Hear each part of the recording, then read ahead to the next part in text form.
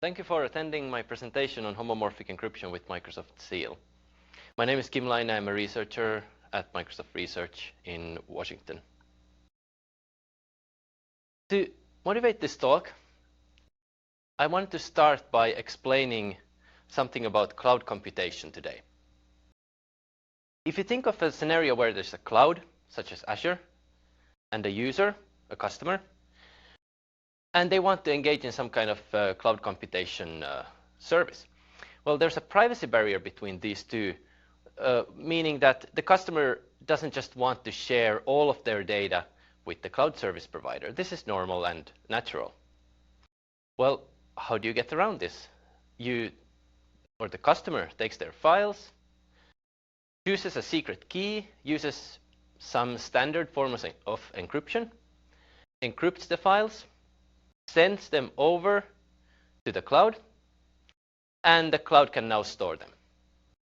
But what happens if the cloud wants to actually perform some kind of computation on this? This is very typical.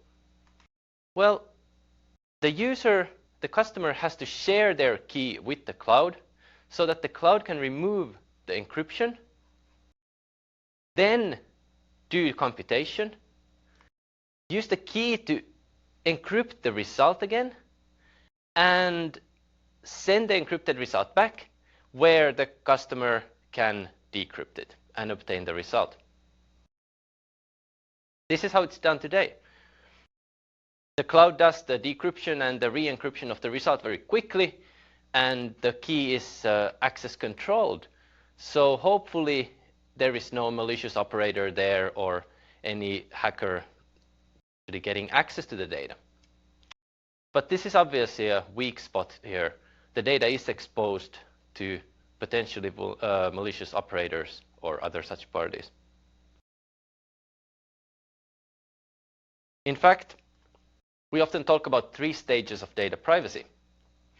The simplest is data privacy in transit, where we can use techniques such as TLS to secure data. This is what you do all the time when you interact with all kinds of cloud services, websites, and like.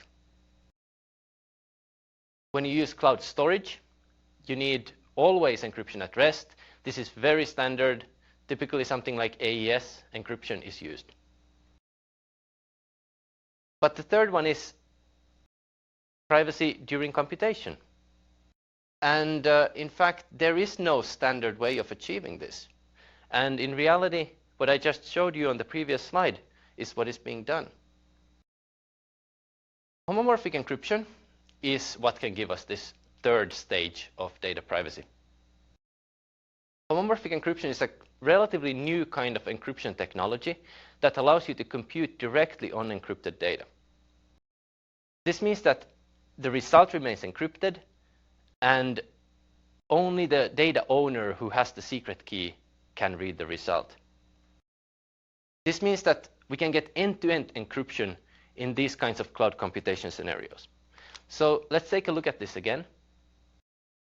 With homomorphic encryption, we again have our privacy barrier here, but now this customer encrypts their data, sends the encrypted data over, and because we're using homomorphic encryption now, the cloud can simply compute on the encrypted data.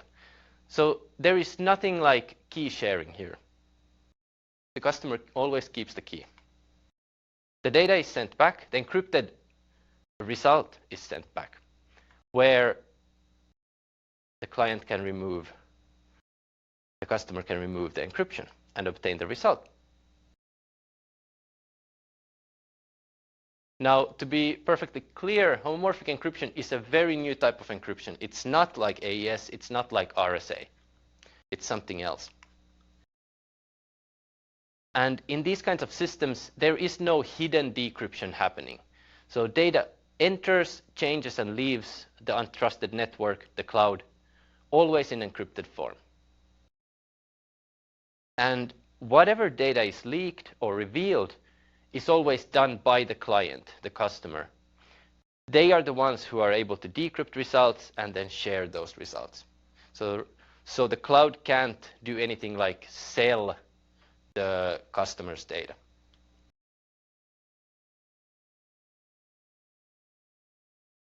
Now, Microsoft has some significant assets in homomorphic encryption. In fact, our group has been working on this for many years now, and we have a software library called Microsoft Seal that we have been developing since 2015. This is being actively developed today, and it's been released under an open source license last year. You can download the source code from github.com/Microsoft/Seal and start playing with it yourself. In fact, it works on all of the major platforms, Windows, Linux, and Mac OS. And it just requires a basic C++ compiler. Seal also has C# wrappers, so you can use it from your .NET Core applications.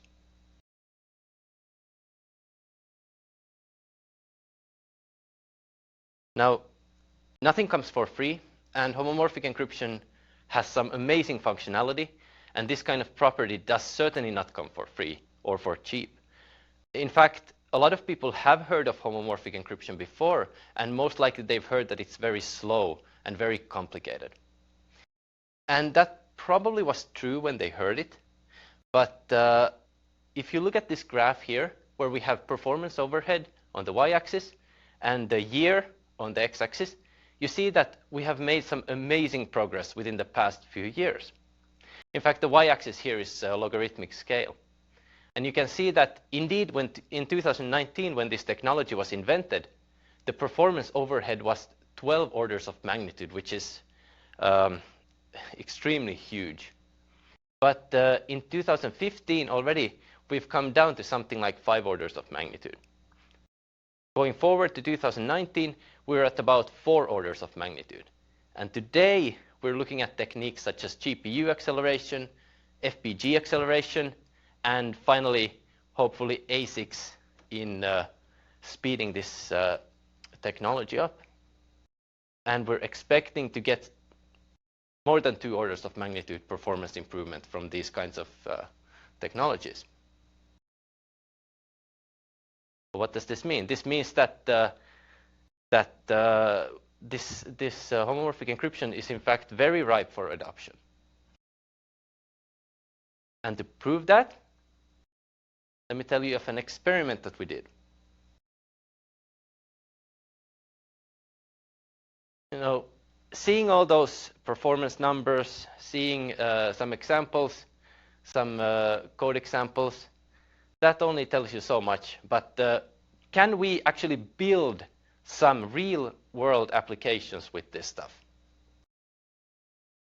What about the fitness tracker?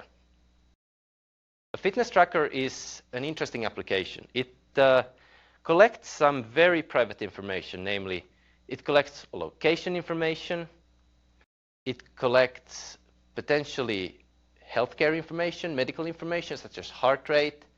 It can use information such as your age, your height, your weight. And how does it use this? It computes statistics on your location, on your run data, on your health data. It can give you classifications. It can give you predictions of your or related to your exercise. It can recommend better exercise routines for you. Well, what is the privacy problem? The privacy problem is that most of these applications store the data in a cloud service. Of course, because you don't want to store such information on your phone. You don't have that much memory there.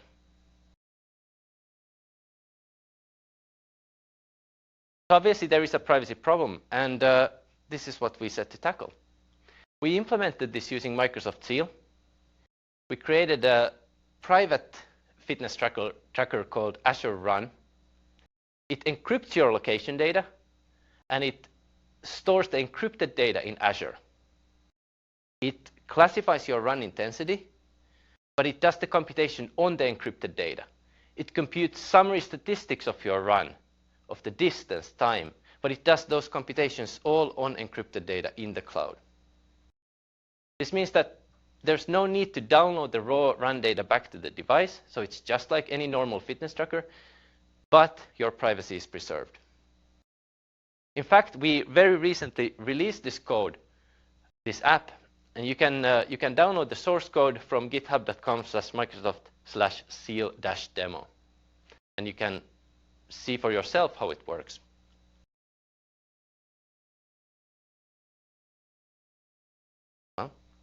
Here's an example of the app running. This is running on an Android emulator on the left-hand side, and on the right-hand side, we see Azure's view of the app. So this is the database.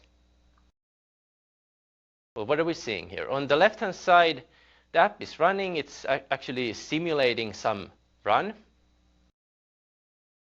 And for all practical purposes, it's a running app. You don't see, there's nothing obvious that the user would see there that would make them think that, okay, this is an encrypted running app. But this is exactly the point. It uses this powerful technology under the hood. You get extremely strong privacy guarantees. Your location is not shared with the cloud. Your information is not shared with the cloud, but you still get the service, and it works fine. On the right-hand side, we can indeed see that Azure only sees garbage data or encrypted data for the location, for the time, for the run route, and the statistics. We can see that once this run completed, a new entry was added to the database.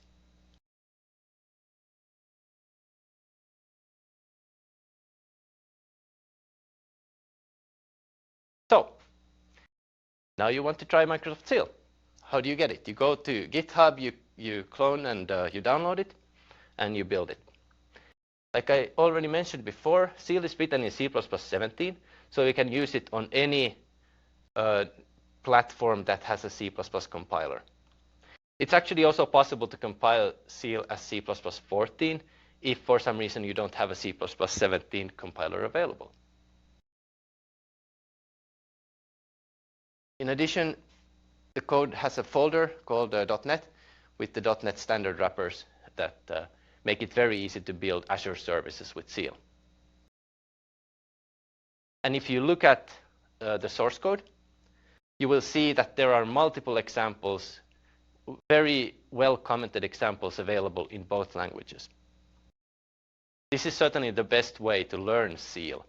You should go over those examples, look at the code, and run them, and read those comments and see how it works.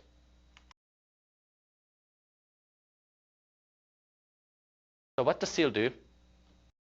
Seal can do encryption and decryption. Of course, it uses homomorphic encryption here. Again, this is not like AES. This is a very special kind of encryption. You have to use Seal for encrypting. You can't use Seal just for computing on encrypted data. You have to also encrypt the data with Seal. It is a low-level library, and in that sense, it doesn't provide you high-level statistics functionality, for example, or anything like that, anything like linear algebra on top of encrypted data. It provides you low-level primitives, addition, subtraction, and multiplication of encrypted numbers.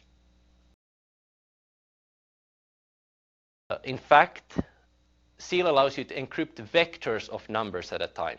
You don't just encrypt one number. You typically would encrypt thousands of numbers at a time.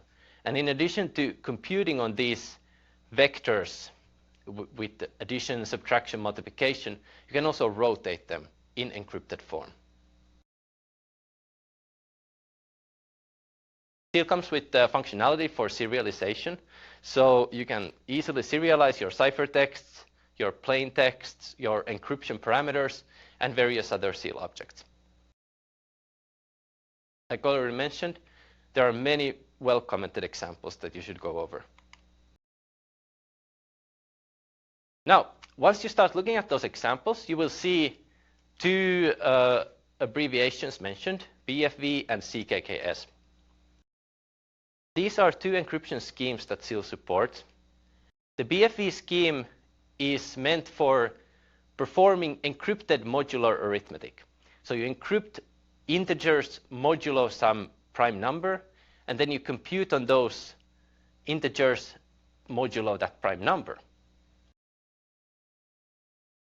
This is good for exact computations. If you want to perform exact integer computations, you need to choose a big enough prime number so you don't get data type overflow. This is just like in classical programming where you might have a 32-bit data type or 64-bit data type. You need to watch out for overflow. The CKKS scheme is very different. It allows you to compute on real or complex numbers. So you encrypt a vector of real or complex numbers, and then you can perform these additions and multiplications on that. CKKS is very good for approximate computations. Of course, in real numbers, in floating point numbers, you never have exact arithmetic. You always have approximate arithmetic. And this is what you have also in the CKKS scheme. For example, if you want to evaluate a machine learning model on encrypted data, the CKKS scheme is probably the right choice, because you don't need an exactly correct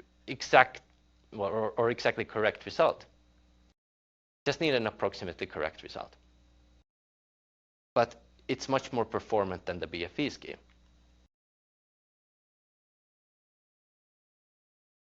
So let's look at a simple code example that demonstrates some very basic functionality in Seal, setting up the BFE scheme and doing additions and multiplications.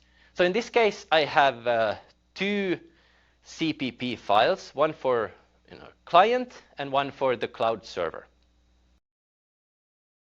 In a typical scenario, we can imagine that the client wants to encrypt some data. Maybe it is some health data. It wants to encrypt that. It wants to send that over to the server. And it wants the server to perform some kind of computation on it. For example, evaluating some predictive model, maybe giving some health-related prediction. But the client is concerned about their privacy, so that's why they want to use homomorphic encryption. And the server obviously does not want to share their model with the client because it's their proprietary model. So what do we do? The client sets up an object called encryption parameters and specifies that they want to use scheme type BFE. They need to set a few encryption parameters, namely the polymodulus degree, which we set to 8192. Why do we set it to this? Well, it's explained in quite some detail in the examples that come with Seal. Basically, the bigger this polymodulus degree is, the more encrypted computation you can do. If polymodulus degree is very small, you can only do one multiplication. If polymodulus degree is very large, then you can do much more, but it's going to be slower. Now, once we have set the polymodulus degree, we set the second parameter called coef modulus. This one is set to some default value based on the polymodulus degree that we just set. Finally, in the BFE scheme, we set the plain modulus to be 2 to the 20 in this example. Why? Well, the plain modulus measures the size of your plaintext data type. Like I said earlier, the BFE scheme computes on integers modulo some number. And in this case, the modulus is 2 to the 20.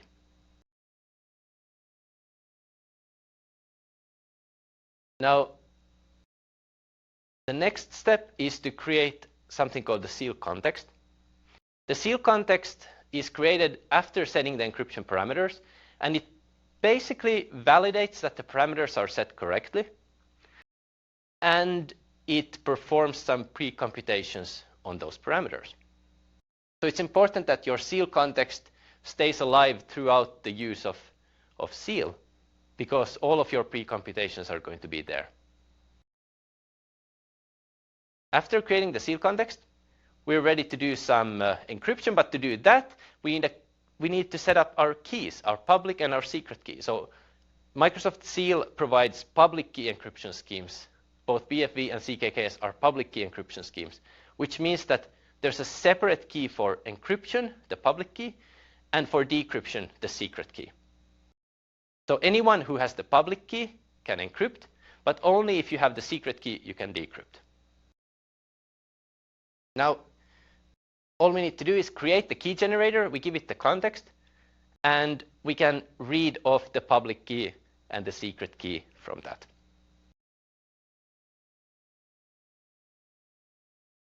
Great. Let's encrypt some numbers. To encrypt integers with the BFE scheme, I need to create an integer encoder class or integer encoder object. Again, integer encoder constructor takes the context as a parameter, as does basically every other seal object also. The context has to stay alive throughout the use of this library.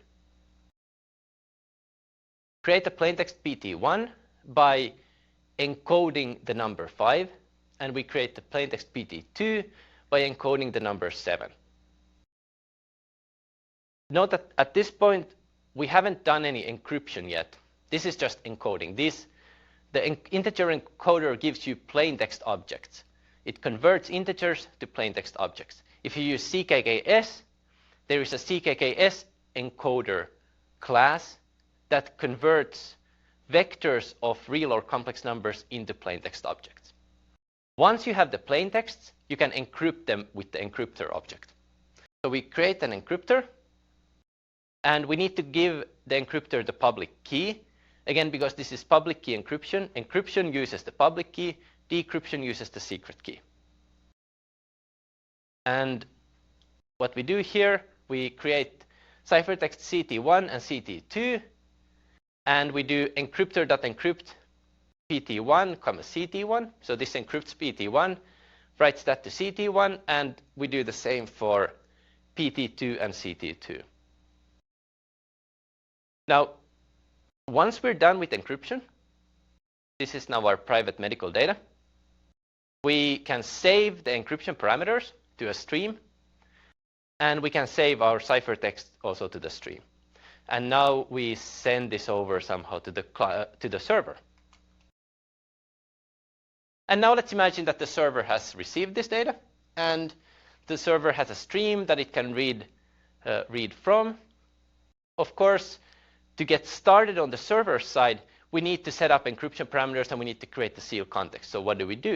We deserialize the encryption parameters from the stream, and then we create a seal context object. Great. Next, we want to read the ciphertext from our stream. So we do ciphertext CT1, CT2, CT1.load, and we need to give it the context and we need to give it the stream. And same for CT2. Now we have the two ciphertexts. Next, we want to do the magical part, which is the computation on encrypted data. How do we do that? We need an evaluator class, and we simply call evaluator.add CT1, CT2, and we write the result to CT_sum, a third ciphertext. We do the same for multiply. Evaluator.multiply CT1, CT2, and we write the result to CT_prod.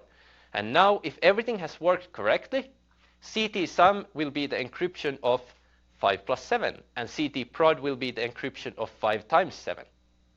So what we can do, well, what does the server do at this point? It saves the result, it sends it over to the client, and the client can decrypt and obtain the result.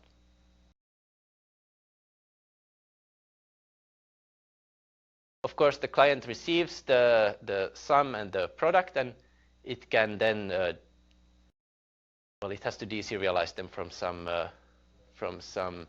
stream. It seems like I have a typo there.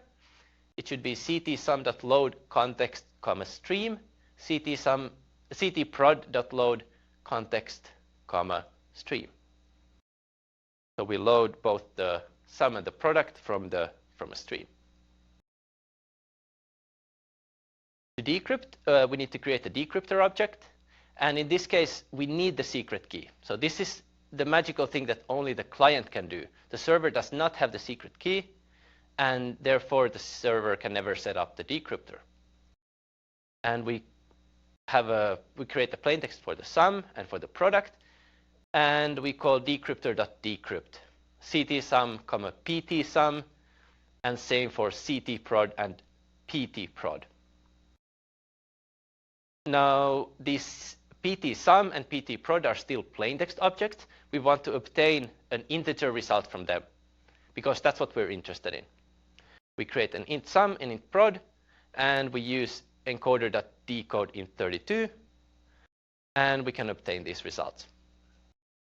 And if you compile this code, it will give you the correct result for the sum and the product of 5 and 7. Of course, this is an extremely simple example, just demonstrating the most basic functionality of Seal. In reality, in most practical applications, you would want to use some technique called batching, where you can encrypt entire vectors at a time. You can operate on entire vectors of numbers at a time. This gives huge performance improvements and is typically the basis of any highly performant application of homomorphic encryption. But if you look at the examples that come with the code, you will see this batching functionality demonstrated along with many other techniques. If you want very advanced examples, you can look at github.com/Microsoft/SealDemo. This is where our running app, our Azure Run code is. But there's also other examples there. For example, showing some matrix arithmetic on encrypted matrices.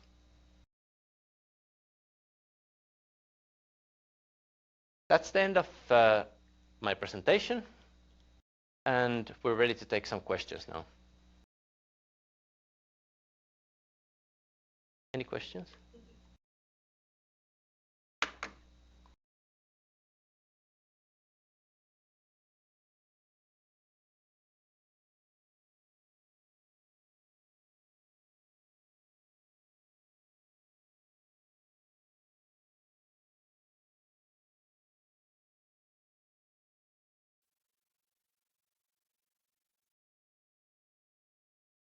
Hi, everyone. Thank you for attending the webinar.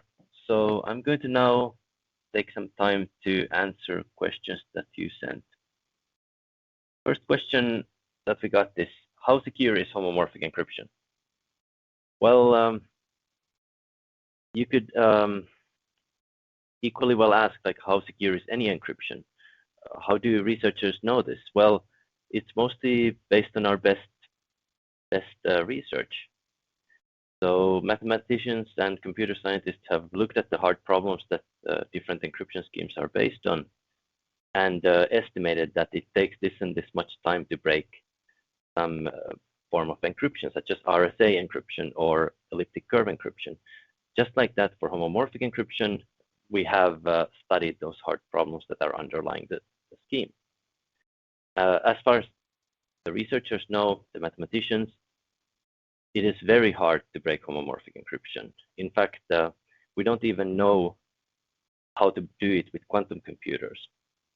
So in fact, we say that homomorphic encryption is a post-quantum encryption scheme in that sense. Now, as you saw in the webinar, it is homomorphic encryption contains all these different parameters like polymodulus degree, coef modulus, and it's important that these are set correctly to get a secure instantiation of the encryption. But Seal will actually help you in doing this. So Seal will make it so that, well, Seal will actually prevent you from setting those parameters insecurely. Next question is, what is the best source of documentation for the Seal library? Currently, I would say that the best source of documentation by far is the code samples that come with the library. So if you clone it from GitHub, you will see that there is this examples folder both for C++ and for C#, and it contains basically several examples that are very, very much commented, and there's a lot of explanation of those different encryption parameters, of different conceptual things related to homomorphic encryption. what these different encoders are that were briefly discussed in the webinar, and what the different encryption schemes are. There's also some performance test examples that come with the code. So these are both for C++ and .NET, and those examples are basically similar to each other. We have also created a few videos on YouTube about installation of Seal for Linux, Mac OS, and Windows. And in the future, we're hoping to create more videos. Especially, we're hoping to create videos describing more conceptual things about homomorphic encryption, such as how the CKKS scheme works, which we've seen is quite a complicated thing to learn. Next question is, what is the recommended way to use this on blockchain / distributed ledger technology framework to make it GDPR compliant?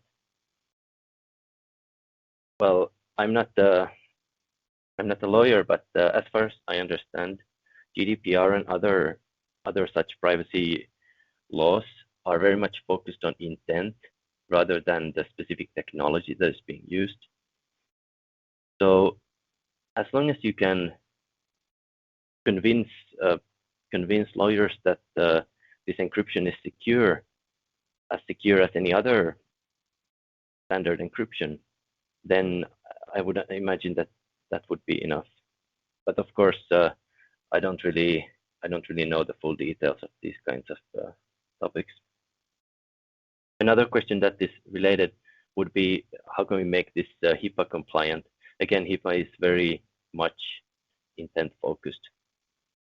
So if you can make the case that this encryption is sound and valid and standard, then I don't see any other obstruction there.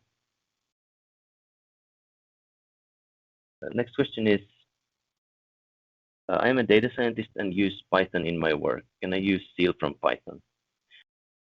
Currently, as came up in the webinar, we only have C++ and C# APIs for Seal. It would be possible, and it would be nice to create a Python API or Python wrappers for Seal, but it's quite a lot of work to maintain those, which is why we haven't done it yet. If someone wants to do this, of course, that would be very greatly appreciated. Actually, there is an open source project called PySeal, but this is not by Microsoft. And at least some time ago, it wasn't maintained very much. But this is certainly something that one could do, and it might be a valuable contribution if someone is interested in doing that. Also, of course, because Seal is open source, it's possible that someone would create such Python wrappers and then contribute them to Seal itself. And if anyone is interested in doing this, please just let us know, and we might be happy to help. Next question is Seal available in Azure? Well, it's because Seal is open source, it's like a low-level system library. You can download it and install it on any machine or any virtual machine. Now, one challenge is that it's not necessarily easy to build applications from Seal. So you would still need some developer who's fairly familiar with encryption and has put a lot of effort into learning homomorphic encryption to create some services that you would be running in Azure or AWS or any cloud system. It's possible that in the future Microsoft will develop services, higher level services based on Seal, and then those would be available in Azure. But currently, Seal is like a standalone project. You can download it, and you can use it as much as you want.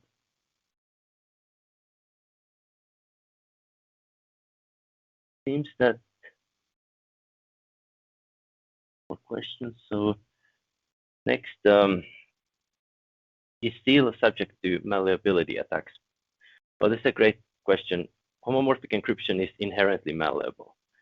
So what this means is that if I encrypt some data and I send it over to my friend, someone can intercept this data before my friend gets it and basically just do some computation on it to change it. And now my friend gets the data, and maybe my friend is decrypting it or something, but now they get the wrong result because someone modified it along the way. Seal is definitely vulnerable to this. However, the problem is that, or the solution really is that you have to sign your messages before you send them. So you need to use some standard signature scheme.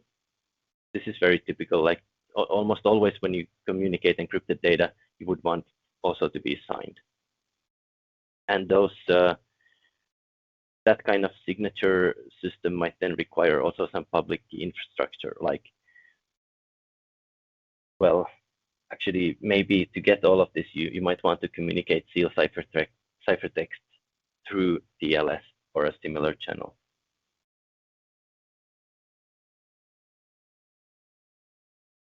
Next question, if I use seal just for adding to ciphertext, would it be faster than partially homomorphic schemes such as the Payer scheme?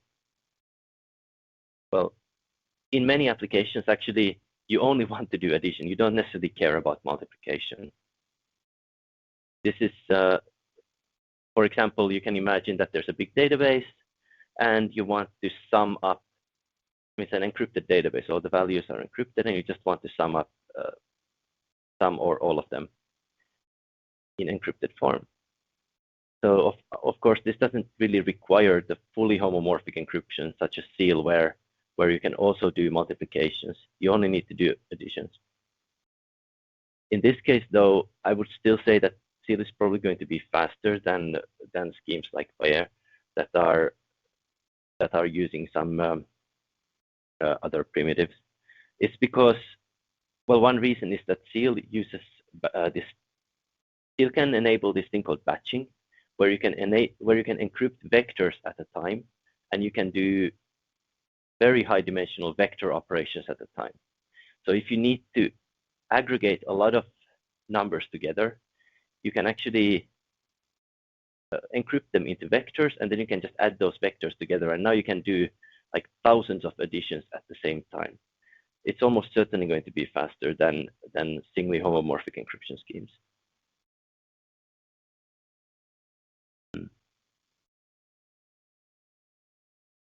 So here's a good question. Is there a way to perform a search operation at the cloud to retrieve specific records? This is definitely possible in some sense. So you have to understand, though, that a search, if you want to do a search with an, say, encrypted keyword, suppose there's some list of values, and you want to know if your specific value is in that list, you have to go through the list, like you have to do like a linear search through the list. And the reason is that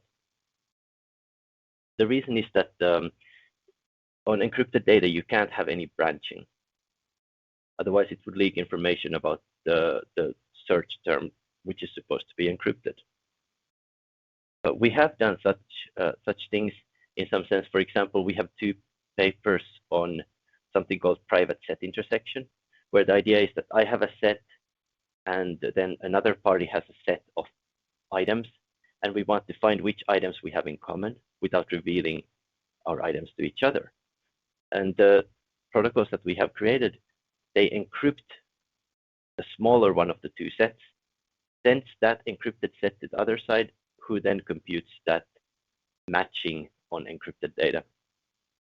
They get an encrypted intersection, which they can send back, and the first party can decrypt the result and can see which items the 2 sets had in common.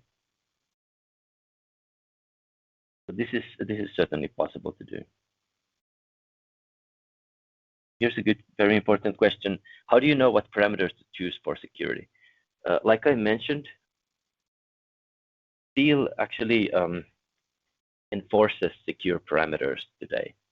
This is because we had so many people use it and set it up insecurely that we just decided to enforce it so that if you create your encryption parameters and you set them and you create your seal context, if your encryption parameters were not secure, it's simply going to throw an exception and say that the parameters are invalid. Now, like again, how do we know that these parameters are secure? It's based on the best known research. And we have a standardization effort for homomorphic encryption called homomorphicencryption.org. So if you go to that website, you see that the group of researchers came together and we wrote this so-called security standard for homomorphic encryption, where we took a look at all of the best known attacks. We evaluated them and we studied them a lot. And we created these tables that basically tell us, or they can kind of help developers know how to set those parameters in a secure way. And this is what Seal uses to determine whether or not the parameters you set are secure.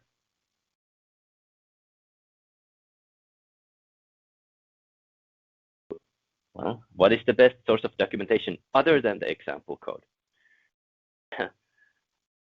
We used to have this PDF document called the Seal manual, but it hasn't been updated in a long time.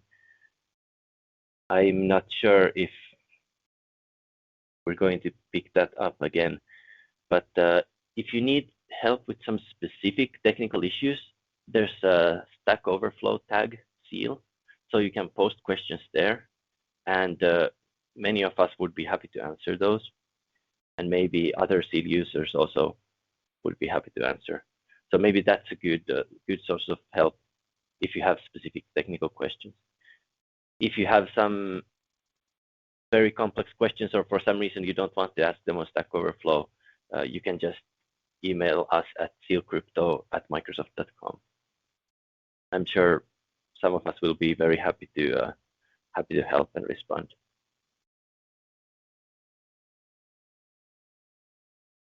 Question: for unlimited number of operations on encrypted data, bootstrapping is needed. There are plans to add bootstrapping. Seal. Indeed, homomorphic encryption and the way it is implemented in Seal, it only allows you to do a limited number of computations, limited number of operations. So depending on how big you choose your parameters, the more operations you can do, but then it becomes slower. And in this sense, if you want to do a very complex computation, then you would need absolutely huge parameters, and it would become really, really slow, and basically it wouldn't make sense. Now, bootstrapping is an operation that allows you to sort of refresh your ciphertext in some sense, because what happens here is when you compute on ciphertexts, they become more and more corrupted until at the end they're so corrupted that they just you can't even decrypt them anymore. This is why you need bigger parameters, so you get more of this room for the error, and then you can do more computation until the ciphertext is corrupted. And bootstrapping is an operation that in some sense refreshes that corruption. So now this is why you would want to have bootstrapping, because it allows you to refresh whenever your ciphertext gets very corrupted. You can refresh it and you can keep on computing. And now the question was, are we planning on adding bootstrapping to Seal? And the answer to this is yes. In fact, bootstrapping for the CKKS scheme will be available in Seal, hopefully in the next major release. Definitely in the next major release. But this is only for the CKKS scheme. For the BFV scheme, it is not so easy to see that bootstrapping would be useful.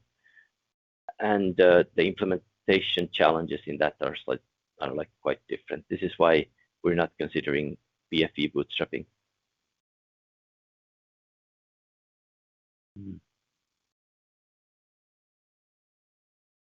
So here's a good question. Can we compare two encrypted numbers? If no, can Seal be coupled with garbled circuits for doing this?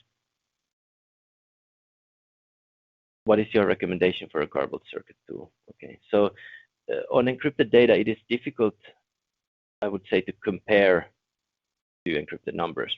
Like with the CKKS scheme, it is possible to do some kind of approximate comparison, but an exact comparison is not possible with CKKS.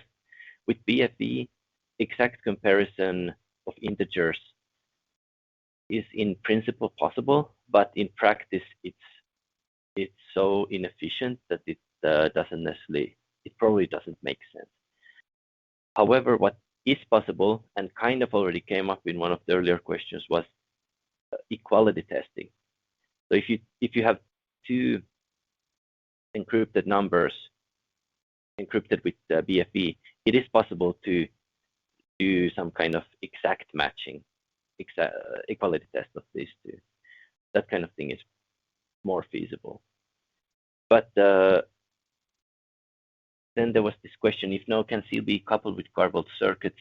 And indeed it can be coupled with garbled circuits. For example, if you look at our paper on a private set intersection, what is the paper called again?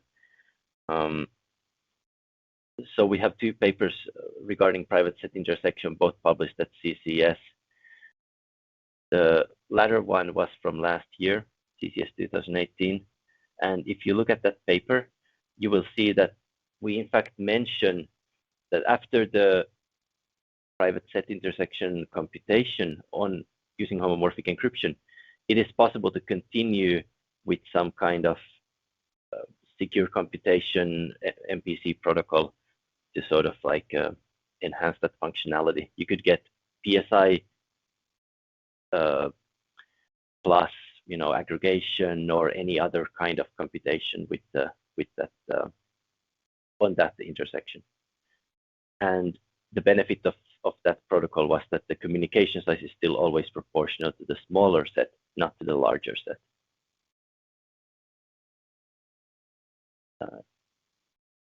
Okay, can you shed some light on the mathematics behind homomorphic encryption? Sure. So most homomorphic encryption schemes today depend on a hard problem called ring learning with errors. This is basically a variant of another problem called learning with errors. The thing about the ring learning with errors is that it results in slightly more efficient homomorphic encryption schemes.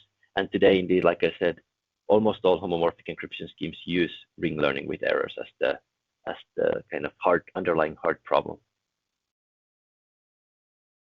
And what kind of problem is this ring learning with errors? Well, it is in fact typically when you start learning about it, it's framed as some kind of often people say that it's some kind of hard lattice problem, and it is indeed it is. But the most simple representation of ring learning with errors involves polynomials. So it's saying that if you multiply these two polynomials and you add this polynomial, then the result looks uniform. But I won't have possibilities to go into details in this one, but you should look it up.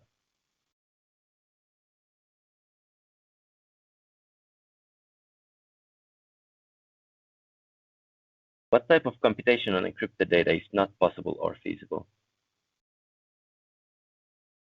Well, I would say something that typically I would think is not possible is these comparisons. And along that line, evaluating decision trees, it is possible, but it's like kind of slow because you have to evaluate all possible branches of the decision tree, especially if it's some large forest. Something else that is not possible is very deep circuits, very complicated computations where you would have to do a lot of things like such as neural network training. Because neural network training, it involves a computation that is like heavily stacked. It's very deep. It's not a very wide circuit that you want to evaluate. It's a very deep circuit because you need to train repeatedly on the input data to this process, and that that is actually very difficult for homomorphic encryption. The reason is that this noise or this error that I mentioned already before, it grows basically proportional to the depth of the computation that you do. This is why such very deep computations are really hard. Something that is very easy, though, is a very wide computation, such as evaluating a very high-dimensional linear model, such as linear regression.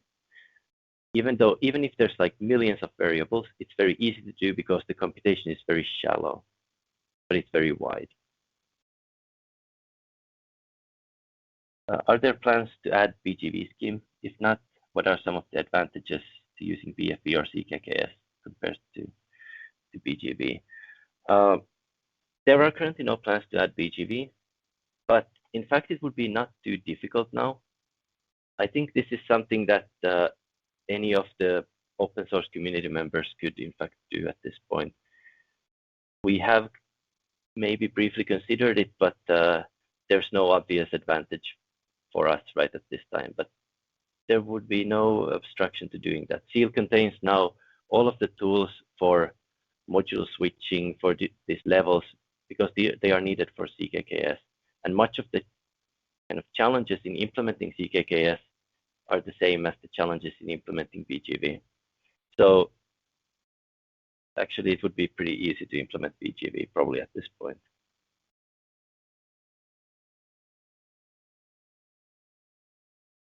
Okay, so last question. Is it possible to hide access pattern leakage in the cloud by using homomorphic encryption? The answer to this is yes, but homomorphic encryption by itself is not going to do that access pattern hiding. What is going to do the access pattern hiding is that the computation that you do, for it to be possible at all to be done on homomorphic encryption, it has to be, it can't contain any branching on encrypted data. So in fact, this access pattern leakage hiding, it comes almost for free because you just have to do it. Otherwise, you won't be able to even do your computation. So if you can do your computation on encrypted data, then you know that there is no access pattern leakage. Great, thank you. That's all.